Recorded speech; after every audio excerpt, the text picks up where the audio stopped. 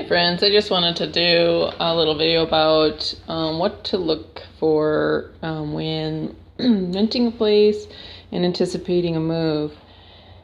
So I have been living in Missoula, which I found to be very brutal with property managers, and it is the first time I've dealt with one of those bigger property managers, or actually the second time, but it's just been a nightmare because I've been living in these old buildings, and I'm not assuming that I'm responsible for cleaning like the little bits here, like of a place that I've been in, but nope, that's what they expect. Like the outlet, you gotta make sure that the outlet is clean, even though it's like a million years old. And who knows, they might try to get me for, this wall. And so it's been like absolutely a nightmare. Not to mention that the kitchen has a carpet. So they're really just trying to make it so you can't get your deposit back, And so I just want to warn you, if you ever move into a place with the kitchen as a carpet, get a carpet on the carpet with a barrier, and then also protect the space between the oven and that. And so the fridge has like the most annoying and probably designed to break drawer. So property managers here, they want you to get a professional carpet cleaner. So of course you have to work with the carpet cleaner schedule, not to mention your schedule, not to mention moving things out. I'm sorry for being so stressed. It's just been a nightmare.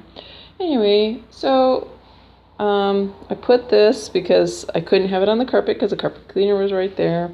Put this on top of the fridge. So it's this weird angle. And then the top part, of course, shatters. And as you can see, this is like the bottom is like 2 pounds. And then of course it has this fragile tip that is just inevitably going to break. So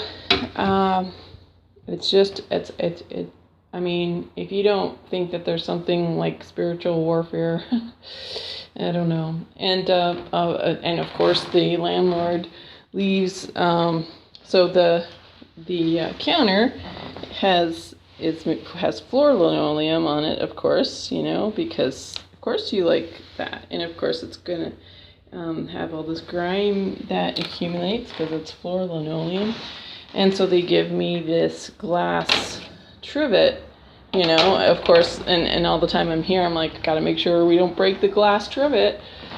So just want to let you know that it's merciless moving hell in Missoula.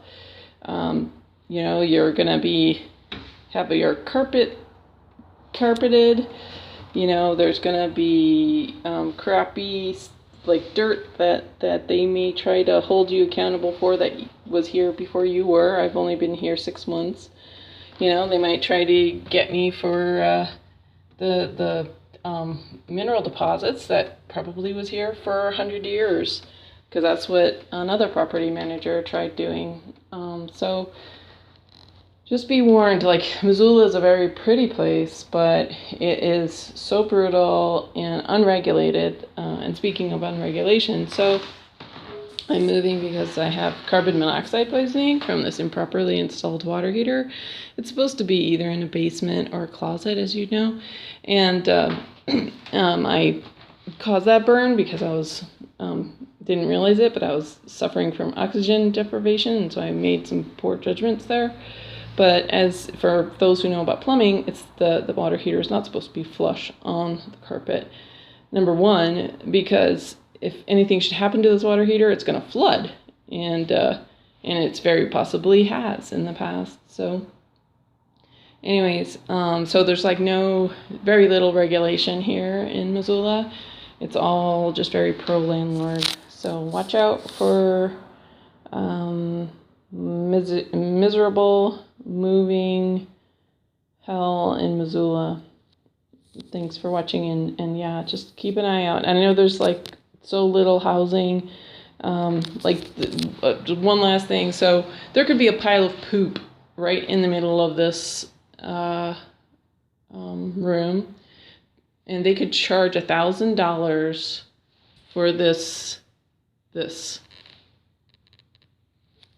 And they probably are. They probably are going to charge $1,000. Anyways, they could have a pile of poop in the center of this room, charge $1,000. Somebody would take it without missing a beat because they're moving from California or Oregon, and the location's great, and it's a beautiful place. People don't realize how elitist, how this is like an apartheid here. Like, if you're not a third generation Montanan, you're garbage, like third generation Montana lives are the only lives that matter, and kinda, unless the hospital wants to harvest your organs or something like that.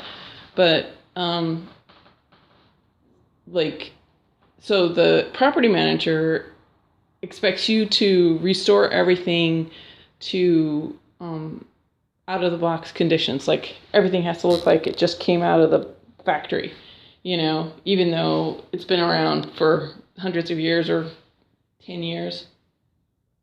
They're not losing anything. Like, a property manager is not losing anything if you just lived here. Like, they put so much abusive pressure on a tenant upon move out because the tenant wants their deposit back.